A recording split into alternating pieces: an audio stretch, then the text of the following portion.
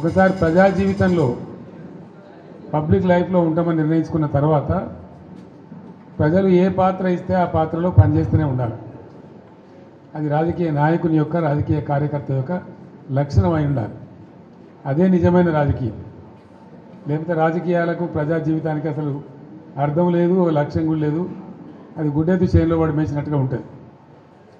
ఇది ఒక నిరంతర ప్రక్రియ. ఈ ప్రక్రియను ఒకసారి మనం ఈ జీవితాన్ని ఎంచుకున్న తర్వాత నేను రాజకీయాలలో ఉండాలి, నేను ప్రజా జీవితంలో ఉండాలి అని ఒకసారి అనుకున్న తర్వాత నిరంతరం పనిచేస్తూనే ఉండాలి. మేము అధికారంలో ఉంటేనే లెక్క, మాకు పవర్ ఉంటేనే లెక్క. అందుకోసం మీ అందరికీ నేను మనవి చేసేది ఏంటంటే, మన పిఆర్ఎస్ పార్టీది ఒక ఉజ్వలమైన ప్రస్థానం. మనది విజయగాథ, అపజయగాథ కాదు. ఎవడున్నారండి 2000 సంవత్సరంలో తెలంగాణకు? మర్చిపోయినాం కదా మనం అందరం కూడా. ఎక్కడ తెలంగాణ, ఏం తెలంగాణ? నన్నే అన్నారు చాలామంది, తెలంగాణ పోదాం రాదంటే క్యా దుకాణంలాగా సాబ్ అని మాట్లాడింది. అంత దారుణంగా మర్చిపోయింది. కంప్లీట్ బానిసలం అయిపోయినాం కదా ఆ రోజు. మన భాషను మాట్లాడడానికే భయపడ్డ రోజులు అది.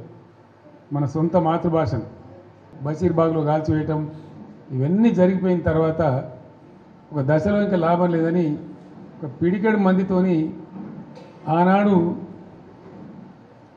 చంద్రబాబు నాయుడు ప్రభుత్వం ఉండే రాష్ట్రంలో అతని చేతిలో 29 మంది ఎంపీలు, 185 ఎమ్మెల్యేలతో గెలిచిండు. 20 ఏళ్ళు రాజ్యంలో ఉంటా అంటాడు. పేపర్లు, మీడియా అంతా ఆయన చేతిలో, సినిమా పరిశ్రమ వాళ్ళ చేతిలో, మొత్తం పరిశ్రమలు వాళ్ళ చేతిలో. వాళ్ళు గీసిందే గీత, వాళ్ళు రాసిందే రాత. ఆనాడు నేను తెలంగాణ రాజకీయం మొదలుపెట్టిన. ఎంత ధైర్యం కావాలా? చిన్న విషయమేనా? ఆ రోజు మొదలుపెట్టి కొట్లాడితే అద్భుతమైన విజయాన్ని సాధించి మనం తెలంగాణ సాధించుకున్నాం. తదనంతరం 10 years కూడా ఉజ్వలమైన పరిపాలన చేసినాం మనం. ఏ ఒక్కరిని వదిలిపెట్టలే. సరే, ఓట్లు వచ్చుడు రాకపోవడం పక్కన పెట్టండి. ఓట్లు మనకు మొత్తమే రాలేదని కాదు. మనం 39 ఎమ్మెల్యేలు గెలిచినాం. తర్వాత 1.8%తో మనకు ఓటమి వచ్చింది. నేను 100కు 100% నాకున్న అనుభవంతో చెప్తా ఉన్నా. మనం ఏం పెద్ద గొడవలు బట్టి కొట్టేది లేదు, గడపలు బట్టి తవ్వేది లేదు. పార్టీని పెట్టుకొని ఉంటే చాలు. టార్చ్ లైట్లు పెట్టుకొని ఉరికెత్తారు మళ్ళీ మన దగ్గరికి. ఎక్కడికి పోతారా నాయన అని చెప్పి. ఆటోమేటిక్గా జరుగుతుంది. ఇవాళ రేపు ప్రజలు మునిపటి లెక్క గొర్రెల లెక్క లేరు. వీళ్ళన్నీ తీసేస్తున్నారు. యాదవుల గొర్రెలు తీసేస్తున్నారు. వాళ్ళు డిపాజిట్ కట్టలు డబ్బులు వాపసిస్తున్నారు. చేప పిల్లలు బంద్ పెట్టిండ్రు. ఫీజు రియంబర్స్మెంట్ బంద్ పెట్టిండ్రు. ఎన్ని రోజులు ఒప్పుకోడతారు ప్రజలు? వాళ్ళు చూస్తారు, టైం దాకా చూస్తారు.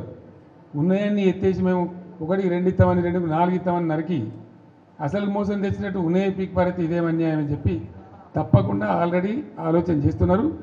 ప్రజల్లో తిరుగుబాటు ధోరణి వస్తుంది. డెఫినెట్గా మంచిగా బ్రహ్మాండంగా మళ్ళీ మనమే గవర్నమెంట్కి వస్తాం. ఇప్పుడు జరిగింది చాలు. ప్రజలకు ఏమైందంటే అక్కడక్కడ ఇప్పుడు వస్తున్న అనుభవాలు కఠినంగా ఉన్నాయి.